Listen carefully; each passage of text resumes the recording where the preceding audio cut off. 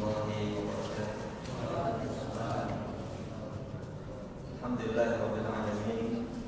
Shallallahu wassalamu ala asyrofil anbiya'i wal mursalin nabiyina Muhammadin wa ala alihi wa ashabihi wa man tabi'ahum bi ihsanin ila yaumil amma ba'd. Jamaah salat maghrib Masjid An-Nur yang semoga Allah Subhanahu wa taala rahmati. Alhamdulillah pada malam hari ini Allah Subhanahu wa taala memudahkan pertemuan kita untuk sama-sama kita memanfaatkan waktu ini, walaupun dia singkat tetapi insya Allah penuh dengan keberkahan, di mana kita bermajelis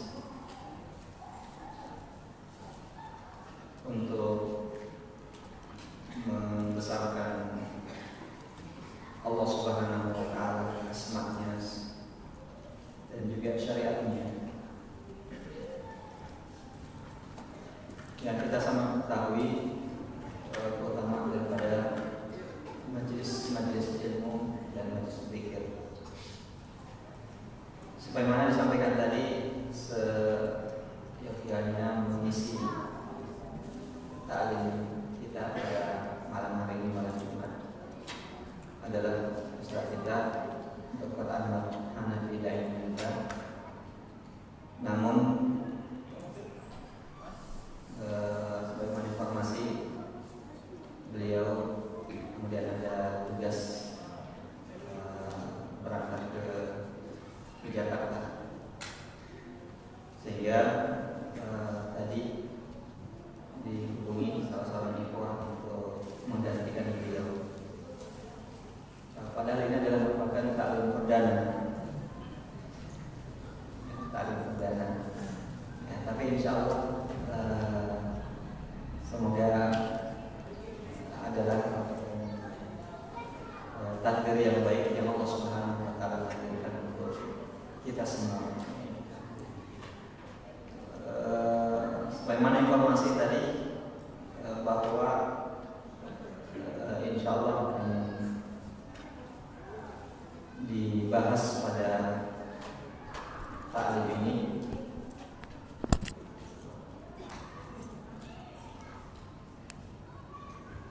masalah-masalah yang berkaitan dengan fikih. Dan sangat tepat kalau Ustadz Ahmad Hanafi yang membawakan materi tersebut, mengingat latar belakang ilmu syar'i dan akademik beliau adalah pada fikih. Dan sebagaimana informasi juga bahwa akan dibahas atau akan dikaji kitab Fikih Muyassar, ya begitu yang sampai kepada saya. Fikih Muyassar. Untuk pertemuan perdana ini, ya karena untuk mengisi kekosongan, mungkin kami tidak akan masuk ke pembahasan kitab ini. Biarlah nanti Ustadz Ahmad yang akan masuk membahas kitab ini. Namun ada baiknya untuk kita sedikit mengulas, mengenal buku yang akan dibahas ini. Kalau memang ini yang dibahas, ya. Judulnya adalah Al-Fiqh Al-Muyassar. Al-Fiqh Al-Muyassar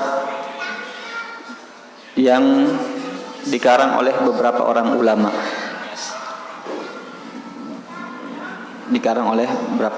Jadi bukan satu orang, dikatakan sini nukhbah minal ulama.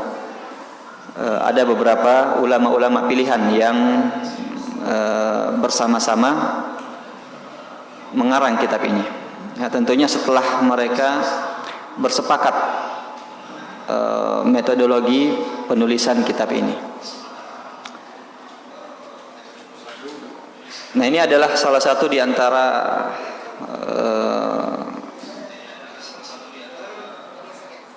bidang ilmu yang harus kita ketahui bersama. Setelah kita bersyahadat, maka setelah itu datanglah kewajiban-kewajiban yang merupakan fardu bagi kita. Nah, sehingga dalam kitab ini akan kita bahas bagian dua dari syariat ini. Kalau kita ingin katakan bahwasanya syariat ini ada akidah dan ada ibadah, maka kitab ini akan membahas tentang perkara-perkara ibadah, mulai dari salat dan syarat-syarat salat yaitu thaharah, sampai kepada bab pembahasan muamalah.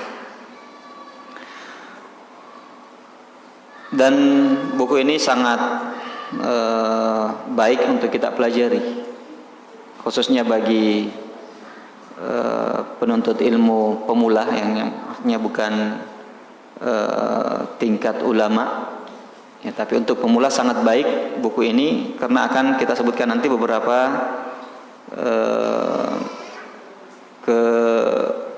keunggulan ya, atau keistimewaan daripada kitab fikih muyassar ini. Nah, di sini disebutkan ya bahwasanya metodologi yang ditempuh, yang digunakan dalam menyusun buku ini ada beberapa poin. Yang pertama, dikatakan bahwasanya taqsimul mawdu'at ila kutub ra'isah wa kullu kitabin yanqasimu ila abwabin wa kullu babin tahtahu masail wa dzalika taqriban wa tashilan 'ala al-matali' fihi. Nah, jadi yang pertama, metodologi yang digunakan dalam penyusunan buku ini adalah membagi-bagi ya, membagi-bagi dan mengklasifikasikan pembahasan-pembahasan menjadi beberapa kitab ya, menjadi beberapa kitab ya. Kalau kita mungkin bab ya, menjadi beberapa bab. Nah, kalau tradisi ulama-ulama kita dalam menyusun kitab ya, kitab itu adalah sekumpulan tulisan ya. Kalau dalam bahasa Arab, kitab itu artinya sekumpulan tulisan. Nah, dalam kitab ini terbagi menjadi beberapa kitab-kitab ya, beberapa kitab-kitab. Nah, kalau kita mungkin terbagi dari beberapa bab ya. Nah, jadi akan dibagi, materi-materinya akan dibagi menjadi beberapa kitab-kitab pokok ya. Kemudian setiap kitab-kitab ini ada pembahasan-pembahasan babnya. Jadi kitab dulu, kemudian ada bab-babnya. Dan setiap bab ada pembahasan-pembahasan cabang yang dibahas ya, ada pembahasan-pembahasan cabang yang dibahas yang berkaitan dengan perkara-perkara fikih. Nah, hal ini ditempuh atau dilakukan agar supaya memudahkan bagi siapa saja yang ingin membaca dan mempelajarinya ya, karena dia sistematis ya, tidak disebut secara acak ya, tetapi dibagi secara sistematis sehingga ketika kita mempelajarinya mudah kita pelajari, mudah untuk kita serap, dan mudah untuk kita ingat ya, mudah untuk kita ingat ya, karena dia sudah terbagi dengan sedemikian rupa. Nah, jadi nanti misalnya ada dimulai kitab Thaharah. Nah, dalam kitab Thaharah ini nanti ada bab-babnya lagi ya, misalnya bab tentang jenis-jenis air, kemudian jenis-jenis najis misalnya, kemudian nanti jenis tentang bejana, yang mana yang boleh digunakan, mana tidak boleh digunakan ya. Jadi ada bab-babnya. Setiap bab kemudian disebutkan beberapa pembahasan-pembahasan secara ringkas. Nah, sehingga kalau seperti itu mudah bagi kita untuk mengingat nantinya mudah untuk kita pelajari, sistematis dan mudah untuk kita ingat. Kemudian yang kedua, metodologi yang kedua, poin yang kedua yang mereka tempuh lakukan adalah al-iktisar 'alal masail muhimmah allati tad'u ilaiha al-haja fi kulli bab.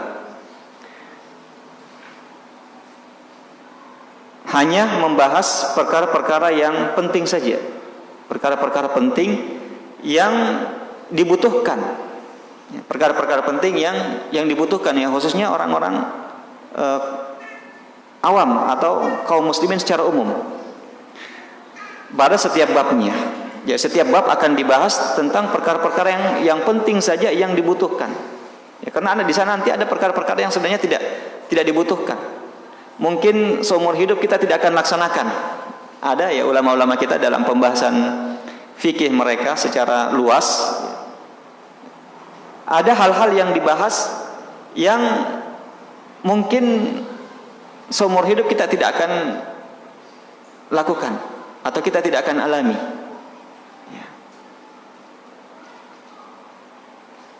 Dan ini banyak disebutkan dalam buku-buku fikih yang luas.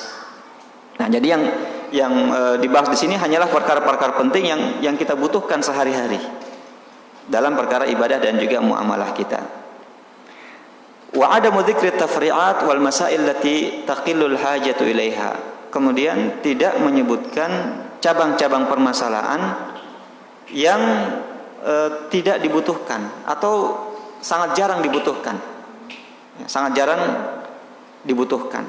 Ya, jadi mungkin ada mungkin dibutuhkan tetapi sangat jarang, sangat sedikit terjadi. Misalnya dalam pembahasan, ya taruhlah misalnya dalam pembahasan dalam buku-buku ulama kita tentang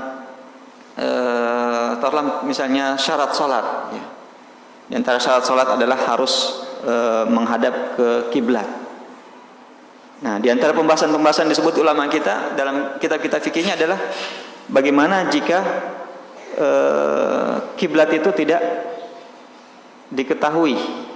Ada dua orang misalnya bersama-sama dalam perjalanan, lalu sama-sama tidak tahu mana kiblat.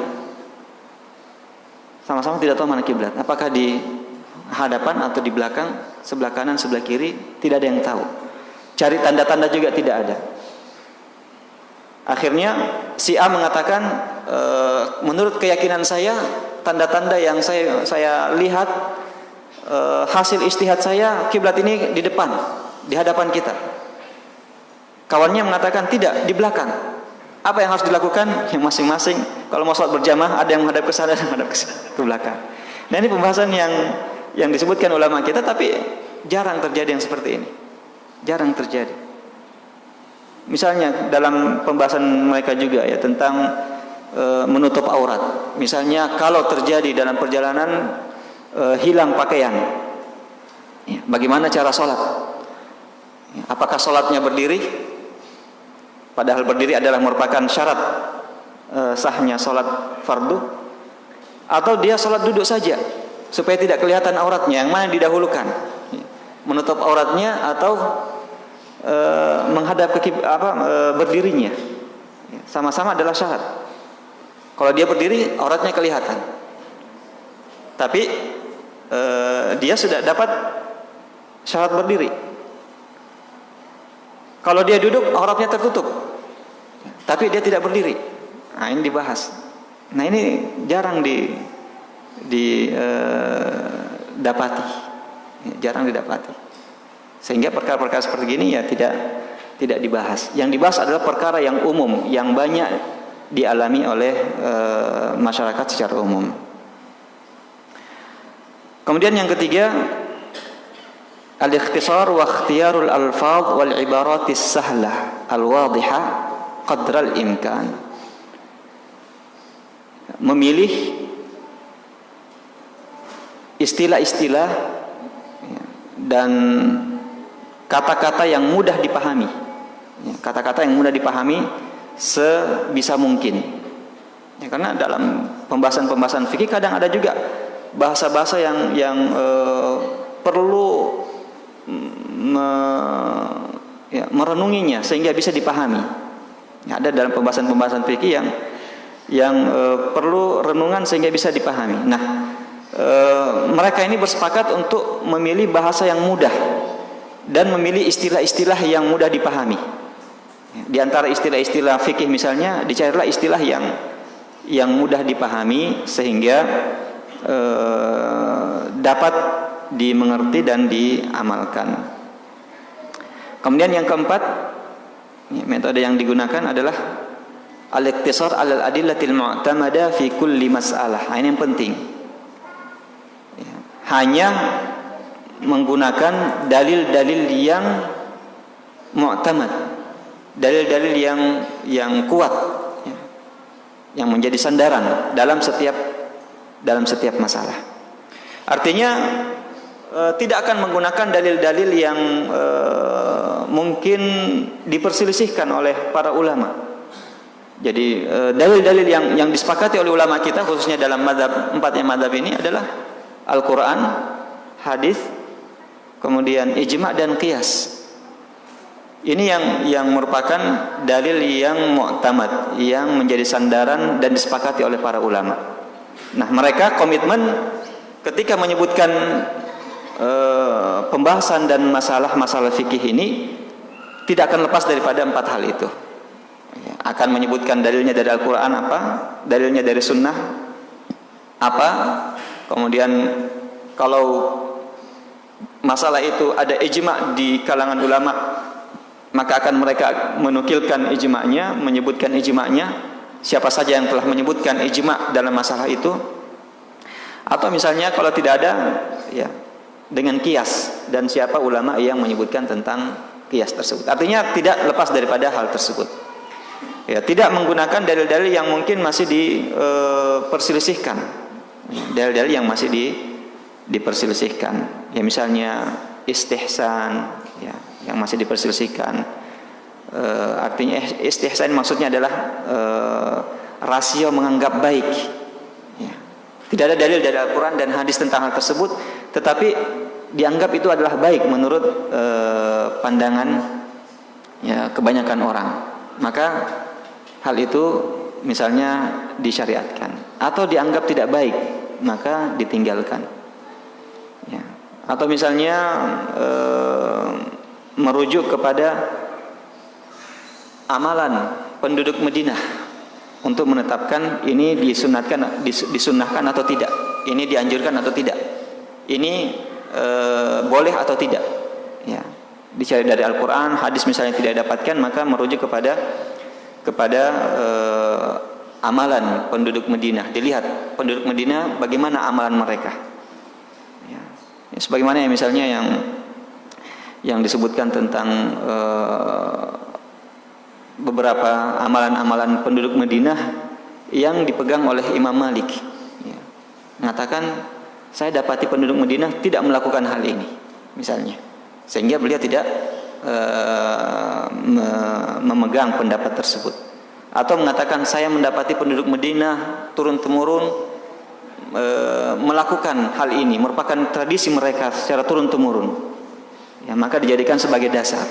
Nah, ini adalah dasar yang masih diperselisihkan, ya, masih diperselisihkan di kalangan ulama kita. Nah, dalam kitab ini akan hanya mengambil dasar-dasar yang tadi yang disepakati, yang menjadi sandaran seluruh ulama, kesepakatan ulama dari Al-Quran, hadis, ijma' dan juga qiyas.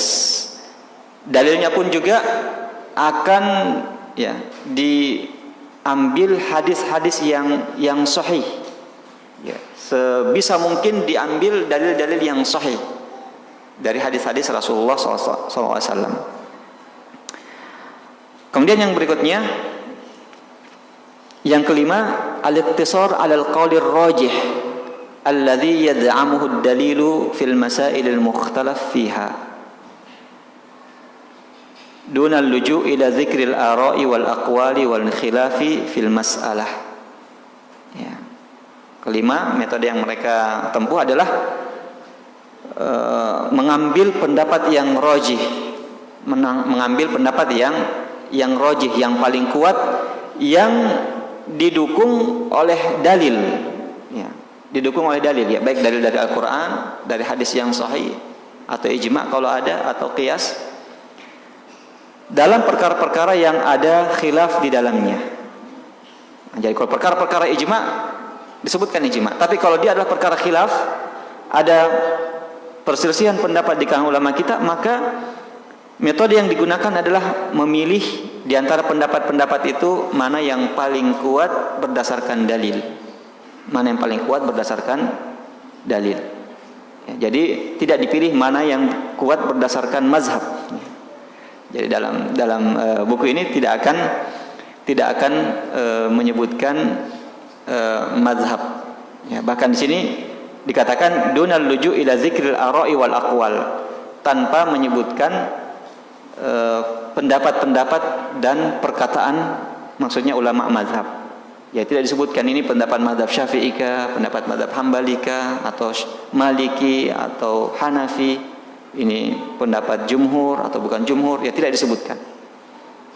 Hanya disebutkan ini hukumnya, dasarnya adalah A, B, C dan seterusnya. Masalah itu mungkin saja terdapat khilaf di dalamnya, tetapi tidak disebutkan. Ya, tidak disebutkan. Nah, ini tentunya sesuai atau cocok untuk ya kalangan orang-orang yang pemula dalam mempelajari fikih, ya, agar supaya tidak dibingungkan dan sibukkan dengan pendapat-pendapat para ulama, misalnya mazhab. Ya. Kalau sebutkan mazhab A berpendapat gini, mazhab B berpendapat gini, kemudian disebutkan dalil-dalilnya, nanti akan membingungkan. Ya, orang-orang awam itu senangnya yang penting apa hukumnya. Ini apa hukumnya? Terserah mau pendapat fulan, mau pendapat ini, mazhab itu, ya saya tidak mau tahu. Yang penting apa hukumnya ini dan dasarnya apa. Ya, kalau kita sudah katakan hukum, misalnya amalan ini adalah sunnah atau wajib atau makruh atau haram, dasarnya adalah firman Allah, hadis Nabi, maka orang-orang awam akan merasa puas. Ya sudah, yang penting ada dasarnya. Mereka tidak mau terlalu pusing ini pendapat mazhab dari mana. Nah, itu yang dibutuhkan oleh masyarakat umum secara umum. Oleh karena itu di sini beliau dalam menyebutkan masalah-masalah tersebut hanya memilih langsung pendapat yang rajih, yang kuat berdasarkan dalil. Nah, cuma di sini perlu kita pahami juga bahwasanya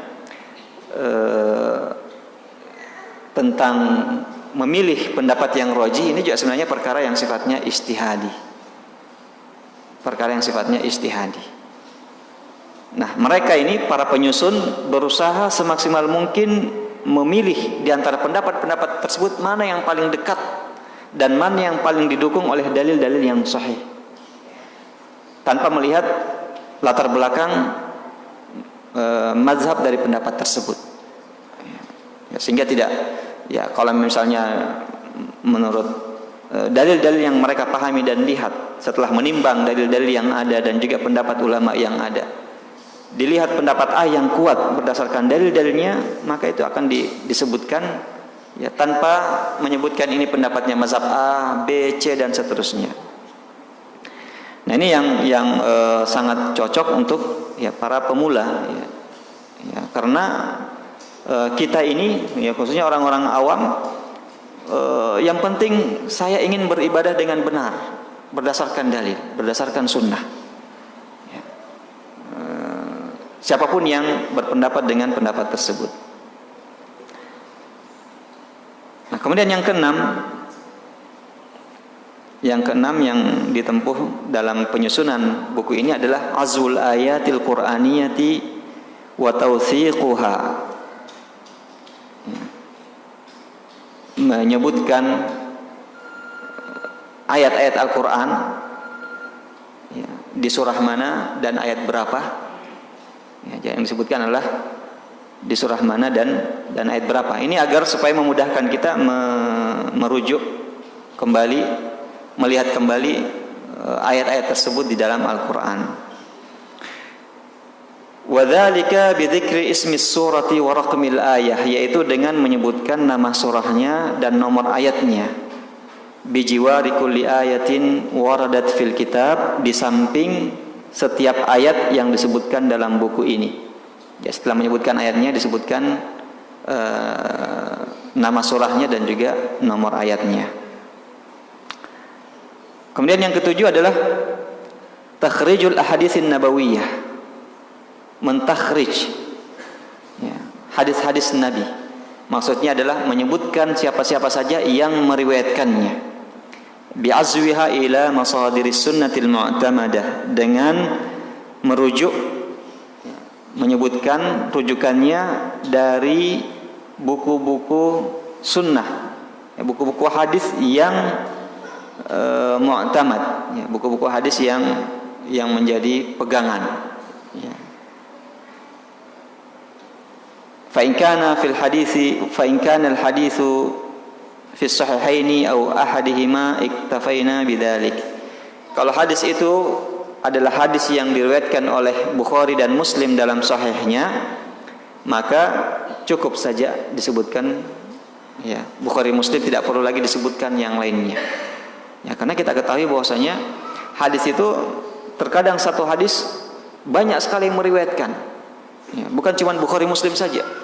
Ya, diriwayatkan juga Abu Dawud, Ibnu Majah, Tirmidzi, Nasa'i, ya, bahkan misalnya yang lainnya Imam Ahmad. Ya, diriwayatkan misalnya ulama-ulama setelah mereka, Ibnu Hibban, Ibnu Khuzaimah, ya. Kalau mau disebutkan semua mungkin puluhan. Satu hadis yang meriwayatkan puluhan. Nah, kalau sudah diriwayatkan oleh Bukhari dan Muslim, maka tidak, ya, kata mereka mengatakan tidak perlu lagi mereka sebutkan yang lainnya. Mengapa? Ya karena kalau sudah diriwayatkan oleh Bukhari Muslim, maka sudah sahih. Dia sudah sahih. Tujuannya disebutkan referensinya adalah agar supaya kita tahu hadis ini adalah hadis yang populer atau tidak. Hadis ini hadis yang sahih atau tidak. Nah, kalau sudah diriwayatkan oleh Bukhari dan Muslim, sudah disepakati oleh Bukhari dan Muslim atau salah satu di antaranya, maka ya sudah tercapai tujuan. Sudah tercapai tujuan bahwasanya hadis itu adalah hadis yang sahih. Ya, bahkan umat ya, dari zaman ke zaman setelah Imam Bukhari sampai hari ini, kalau didengarkan bahwasanya hadis itu adalah riwayat Bukhari Muslim, langsung terasa tenang. Wah, hadisnya sahih, pasti sahih ini. Hadisnya pasti sahih. Ya, kalau diriwayatkan oleh yang lainnya, ya masih ada kemungkinan sahih atau lemah. Tapi kalau sudah dikatakan Bukhari dan Muslim, maka ya, sudah diterima oleh umat. Umat sudah sepakat ijma menerima bahwasanya hadis-hadis yang terdapat dalam Bukhari dan Muslim adalah hadis-hadis yang sahih. Ya, cuman ada juga yang mengambil kesempatan atau memanfaatkan hal ini, memanfaatkan kepercayaan umat terhadap Bukhari dan Muslim. Akhirnya disebutkan hadis ini, kalau ditanya siapa riwayatkan, Bukhari. Ternyata dicari-cari tidak ada dalam Sahih Bukhari. Yang lebih parah lagi, kalau ditanya hadis ini riwayat mana? Riwayat apa? Hadis ini riwayat Muslim. Maka dijawab, ini kita sudah cari bongkar Sahih Muslim, tidak didapat. Sahih Muslim yang mana? Dia mengatakan hadis ini riwayat Muslim, maksudnya seorang Muslim, tidak tahu siapa. Nah, ini namanya tadlis, pengelabuan. Nah, ini banyak kita dapati, beberapa pengalaman kami menguji mahasiswa baru. Kalau ditanya sebutkan hadis yang Anda hafal, sebutkan. Rasulullah bersabda gini dan seterusnya. Siapa riwayatkan? Bukhari. Ini kalau dibongkar Bukhari, Sahih Bukhari, ya, ini tidak akan dapat ini. Bukhari yang mana? Dalam kitab mana didapat? Nah, ini yang perlu juga diwaspadai. Dan mungkin kita pernah dapat ya, tersebar di medsos seperti itu. Disandarkan riwayat Bukhari, riwayat Muslim. muttafaqun alaihi. Tapi ternyata hadis ini hadis yang aneh, setelah dicari ternyata tidak ada terdapat dalam Bukhari dan Muslim. Nah, ini juga patut untuk diwaspadai. Ini memanfaatkan kepercayaan umat terhadap Bukhari dan Muslim, akhirnya mengatasnamakan Bukhari dan Muslim setiap hadis yang ingin dia sebarkan, ya, agar supaya diterima.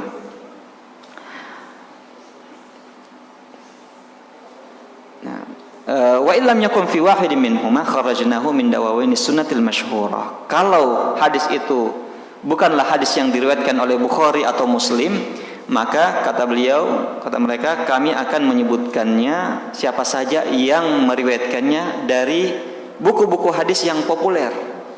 Ya, buku hadis yang populer kan misalnya hadis-hadis Sunan Abu Dawud, Sunan An-Nasai, Sunan Tirmidzi, Sunan Ibnu Majah, ini masyhur. Sunan Daruqutni misalnya, Musnad Imam Ahmad, ya, Muwatta Imam Malik, ya, Sunan Baihaqi, ini masyhur. Ini adalah buku-buku hadis yang populer. Maka mereka tidak akan sebutkan hadis-hadis yang diriwayatkan misalnya dalam buku-buku yang tidak populer. Ya. Mungkin banyak buku-buku yang tidak populer di kalangan masyarakat awam. Walaupun di kalangan ulama hadis, ya, buku itu adalah buku yang populer. Tetapi untuk masyarakat awam tidaklah populer. Misalnya hadis mukhtarah. Ya, kalau dikatakan diriwayatkan oleh misalnya Al-Maqdisi dalam kitabnya hadis mukhtarah, Al-Hadis Mukhtarah. Orang awam mengatakan, buku apa ini? Ini buku hadis atau bukan? Ya. Atau misalnya dalam kitab misalnya kalau Mustadrak Hakim ya mungkin masih populer ya. Tapi kalau dikatakan misalnya Mustakhraj Abi Nuaim, apa itu Mustakhraj? Kitab apa ini? Nah, maka buku-buku yang tidak populer, walaupun dia adalah buku-buku hadis, maka tidak akan disebutkan. Hanya buku-buku yang populer yang dikenal oleh mayoritas kaum muslimin. Muqaddimina as-sunan al-arba'a ala ghairiha. Kalau hadis itu diriwayatkan oleh 4 sunan, ya, jadi bukan Sunan Kalijaga ya, 4 sunan ya, Sunan Abu Dawud, Sunan An-Nasai, Sunan Tirmidzi dan Sunan Ibnu Majah. Kalau hadisnya sudah terdapat dalam kitab sunan ini, maka ini yang pertama disebutkan. Sebelum misalnya Sunan Baihaqi, sebelum misalnya buku-buku misalnya Imam Bukhari yang lain, misalnya Adabul Mufrad ya, atau Ad-Darimi dan seterusnya, selalu didahulukan Sunan Arba ini. Ma'al hukmi ala ghairi ahadits as-sahihaini wa bayan darajatiha. Dengan menjelaskan status hadis tersebut, ya, selain daripada Bukhari Muslim ya, karena kalau Bukhari Muslim sudah jelas dia sahih. Selain daripada Bukhari Muslim, maka komitmen para penulis ini untuk menjelaskan statusnya, derajatnya, apakah dia sahih atau dia hasan. Wa dzalika min kalami a'immati sya'ni fi dzalik, ya tentu dengan merujuk kepada pakar hadisnya. Ya, merujuk kepada ulama hadis. Ya, misalnya ke ulama hadis yang misalnya Daruqutni, Baihaqi, misalnya Al-Bazzar, atau misalnya Ibnu Hajar, atau ulama-ulama kontemporer ya. Ulama-ulama kontemporer seperti Syekh Albani dan yang lainnya. Al-mutaqaddimin minhum wal mu'asirnya, baik ulama-ulama terdahulu yang mutaqaddimin atau ulama-ulama yang kontemporer. Nah, dengan demikian ya kita akan semakin merasa tenang bahwasanya dasar yang disebutkan sini adalah dari hadis-hadis kitab yang populer. Lalu juga dijelaskan statusnya atau dijelaskan derajatnya. Ya, sehingga ya kita tidak perlu lagi susah-susah untuk mencari tahu apa derajat hadis ini, apakah dia sahih atau dhaif. Maka yang disebutkan di sini adalah selalu komitmen dengan hadis-hadis yang sahih ya, dan senantiasa dijelaskan derajatnya. Kemudian yang kedelapan, syarhul kalimat wal mustalahatil gharibah allati tahtaju ila bayanin wa idah. Ya, beliau akan menjelaskan kata-kata yang dan istilah-istilah yang masih asing, ya. Kalau ada istilah-istilah yang dilewati berupa istilah-istilah fikih misalnya atau istilah-istilah ulama kita, maka mereka akan menjabarkannya dan menjelaskannya. Wallati taridu asna tafsir wa syarh wa dzalika fil hasyiyah. Ketika dijelaskan tentang hal tersebut, namun penjelasan tentang kalimat-kalimat dan kata-kata itu ya disebutkan di footnote-nya, ya bukan di dalam, supaya tidak membingungkan, tidak menyibukkan juga, disebutkan di footnote-nya.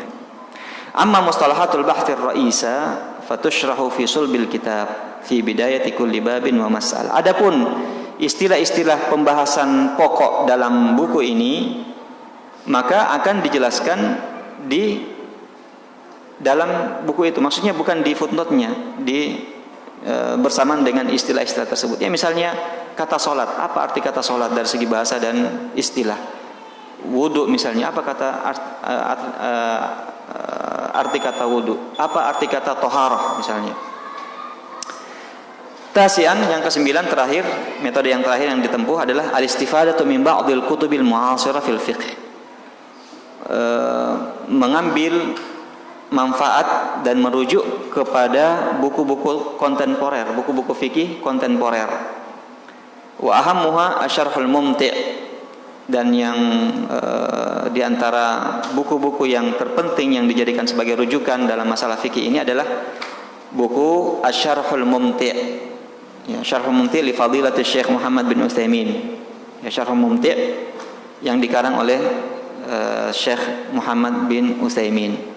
Jadi walaupun ya Syarhul Mumti' ini adalah penjelasan buku fikih Hambali. Jadi asalnya itu adalah dari kitab Zadul Mustaqni. Zadul Mustaqni ini adalah buku fikih Hambali. Kemudian disyarah, dijelaskan oleh Syekh Muhammad bin Utsaimin, lalu dinamakan bukunya adalah Asyarhul Mumti'. Nah, dalam penjelasannya ini walaupun asalnya adalah buku madhab Hambali, tetapi Syekh di sini ketika menjelaskan tidak terlalu terikat dengan mazhab Hambali. Ketika dalam masalah itu terdapat pendapat yang lebih kuat daripada mazhab Hambali, maka beliau jelaskan dan mengatakan ya, yang rajih adalah pendapat Syafi'i misalnya. Yang rajih dalam masalahnya adalah pendapat Abu Hanifah. Yang rajih adalah pendapat misalnya Malik. Ya, walaupun bukunya adalah buku Hambali, mazhab Hambali. Nah, oleh karena itu ini dijadikan sebagai rujukan karena tidak khusus membahas tentang mazhab Hambali dalam syarahnya ini, dalam syarahnya. Ya, wal mulakhas al-fiqhi li fadilati Syekh Shalih Al-Fauzan, dan juga rujukan yang lain yang digunakan adalah kitab mulakhas fikhi. Mulakhas fikhi ini dia bukan syarah buku fikih tertentu, dia adalah tulisan yang dikarang oleh Syekh Shalih Al-Fauzan. Namun sebenarnya juga rujukannya adalah kepada buku fikih madhab Hambali, ya, juga dari fikih madhab Hambali, dari kitab misalnya Al-Umdah. Ya, jadi namun sekali lagi bahwasanya beliau ini tidak juga fanatik. Terkadang pendapat madhab pun juga ditinggalkan kalau dalil yang sahih mendukung pendapat madhab yang lain. Wa dzalika bil idhafati ila al-masadir al-ummahati fil madahib al-arba' wa ghairiha, dan hal ini adalah sebagai tambahan. Ya.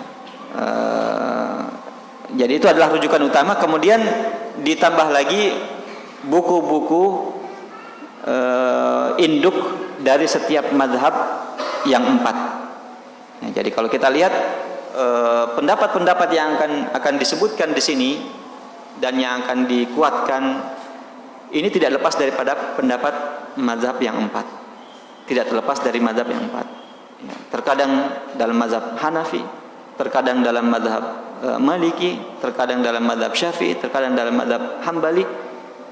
Maka semuanya menjadi rujukannya. Ya, jadi dalam menyusun buku ini, setiap masalah itu merujuk kepada buku-buku induk tadi dalam setiap mazhab. Lalu kemudian ditimbang, dilihat, ya, dibandingkan mana di antara pendapat-pendapat tersebut yang paling kuat dari segi dalil dan juga hujjah, ya, dari segi dalil dan argumentasi. Maka itulah yang diambil, dan ini sekali lagi adalah merupakan ijtihad manusia yang tidak maksum, bisa saja benar, bisa juga keliru. Tapi inilah mereka berusaha semaksimal mungkin dengan memberikan segala kemampuan mereka untuk memilih mana pendapat yang paling kuat berdasarkan dalil. Nah, di sini kita lihat dengan metodologi yang digunakan dalam menyusun kitab ini menjadikan buku ini cukup baik dipelajari, ya, khususnya untuk pemula dan untuk kalangan awam. Adapun kalangan yang ingin, ya, lebih jauh untuk mengkaji masalah-masalah fikih ini, ya, maka ada buku-bukunya, ya, ada buku-bukunya. Nah, untuk kita yang ingin praktis, jadi nama bukunya adalah Al-Fiqh Al-Muyassar, fikih praktis, sehingga semuanya perkara-perkara praktis, tidak menyibukkan kita dengan pendapat-pendapat dan perselisihan ulama. Namun kita dipilihkan pendapat yang kuat, yang kemudian kita bisa amalkan, ya.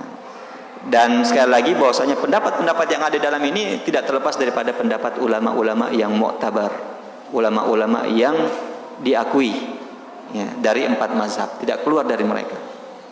Setiap pendapat ini tidak akan keluar dari empat mazhab tadi, sehingga dengan demikian dia adalah merupakan pendapat yang diakui oleh ulama, oleh umat. Pendapat mana saja di antara pendapat ini, maka dia merupakan pendapat yang diakui, ya, oleh umat. Sepakati bahwasanya tidak terlepas, ya, kebenaran ini dari 4 mazhab tersebut. Ya, adapun mazhab-mazhab yang lainnya maka mengikut kepada 4 mazhab induk ini. Demikian jamaah yang dimuliakan oleh Allah Subhanahu wa taala. Semoga dengan ulasan singkat dan pengenalan singkat terhadap buku ini memberikan kita motivasi untuk bisa belajar dengan baik, mempelajari kitab ini sampai tuntas. Insyaallah kita pasang tekad pelajari kitab ini sampai tuntas, sehingga permasalahan-permasalahan fikih ini akan jelas bagi kita. Sebagaimana disebutkan oleh para penyusun di sini bahwasanya kitab ini pun juga adalah kitab yang komprehensif. Artinya membahas seluruh masalah-masalah fikih, mulai dari fikih ibadah sampai fikih muamalah. Ya. Fikih ibadah yang mulai dari toharohnya sampai hajinya. Kemudian nanti fikih muamalah juga dibahas semua, mulai dari tentang pernikahan, perceraian, jual beli, sampai jinayat, ya, hukum yang berkaitan dengan kriminal, ya, hukum-hukum yang berkaitan dengan qadha, ya. Semuanya dibahas sampai tuntas, sehingga tidak ada pembahasan-pembahasan pokok dalam fikih ini kecuali telah dibahas di sini. Padahal bukunya tidak begitu tebal, ringkas, sebagaimana yang disebutkan tadi, dia pembahasan yang sangat ringkas, praktis, ya, yang siap untuk diamalkan. Demikian yang bisa kami sampaikan, semoga bermanfaat. Ya, silakan.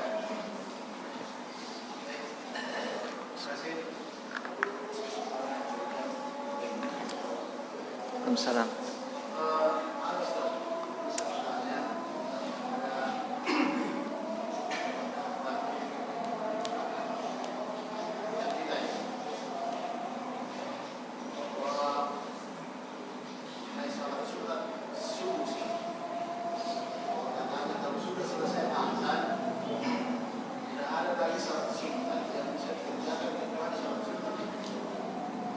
Soal sunat subuh.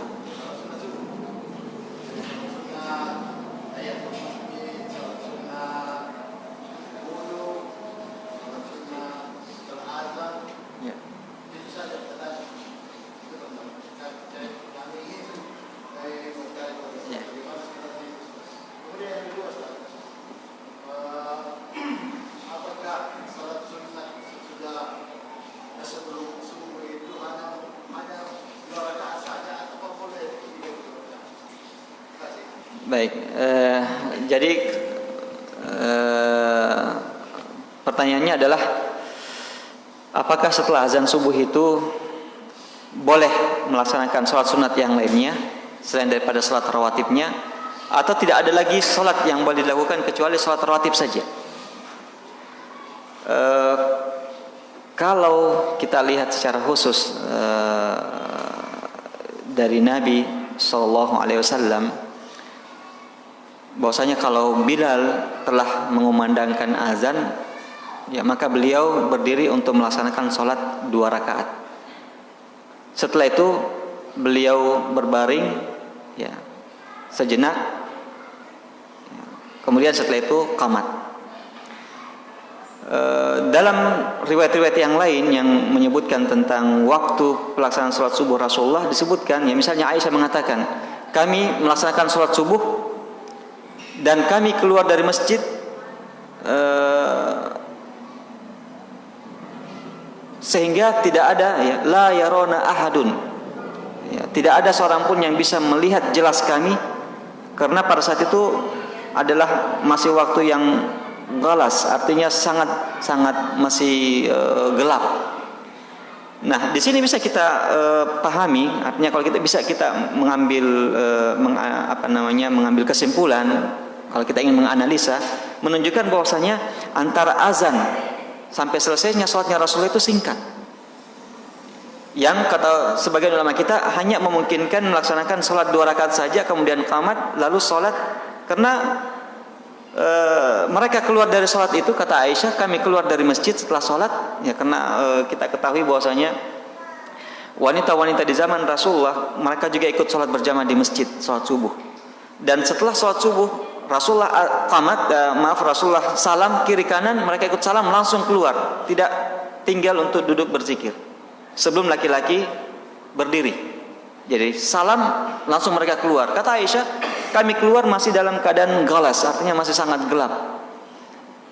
Kalau masih sangat gelap berarti menunjukkan sangat singkat, ya, antara interval antara azan, qamat dan sholatnya Rasulullah. Sehingga, ya, kata ulama kita hanya memungkinkan melaksanakannya kurang lebih 2 rakaat saja sholat sunnah. Nah, ini secara tetapi kalau kita melihat hadis-hadis yang lain yang tentang secara umum keutamaan sholat sunat, misalnya tahiyatul masjid atau sholat sunat wudu, ya, maka ini merupakan hadis-hadis umum yang bisa dikerjakan ketika ada sebabnya, bisa dikerjakan ketika ada sebabnya. Sehingga, ya, kalau kita ingin katakan bahwasanya siapa yang ingin melaksanakan sholat-sholat tersebut, maka tidak ada larangan, ya. Dan yang melarang harus mendatangkan dalil. Apa dasarnya sholat-sholat tersebut dilarang setelah azan subuh? Selama tidak ada dasarnya melarang, maka hukum asalnya adalah boleh dikerjakan. Hukum asalnya adalah boleh dikerjakan. Ya, tentu juga kita melihat kondisi, ya. Juga kita melihat kondisi, kalau waktu sudah sangat mepet, maka yang kita dahulukan adalah sholat sunat qobliyah subuh. Dan di sini kita bisa kumpulkan niatnya. Kita niat sholat qobliyah subuh sekaligus sholat tahiyatul masjid misalnya, ya, sekaligus sholat tahiyatul masjid. Nah, kalau kita melihat misalnya hadis Abu Hurairah radhiyallahu taala anhu, ini umum. Beliau mengatakan, ya, tidaklah saya berhadas kecuali saya berwudu, dan setiap saya berwudu saya sholat setelahnya. Ini umum. Rasulullah tidak menanggapi dan mengatakan boleh, yang penting jangan subuh. Tidak juga, tidak ada larangan. Nah, selama dia adalah hadis yang umum, tidak ada larangan, maka hukum asalnya boleh dilakukan. Ya, hukum asalnya boleh dilakukan. Ya, walaupun, ya, kita harus tetap kita prioritaskan sholat sunat qobliyah tersebut, jangan sampai dia terlewat. Ya, kita sibuk sholat-sholat sunat yang lain kemudian terlewatkan yang paling utama. Wallahu ta'ala alam. Sudah, kalau cukup kita tutup. Masih ada pertanyaan?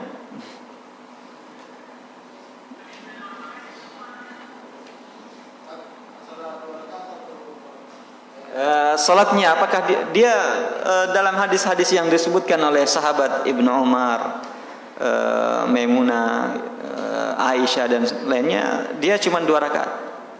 Ya. Rakaatani qabla al-fajr. 2 rakaat sebelum subuh. Maksudnya sebelum salat subuh. Jadi dia 2 rakaat saja. Dia hanya 2 rakaat. Nah. Wallahu taala alam.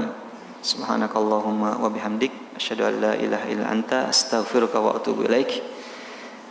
Wassalamualaikum warahmatullahi wabarakatuh.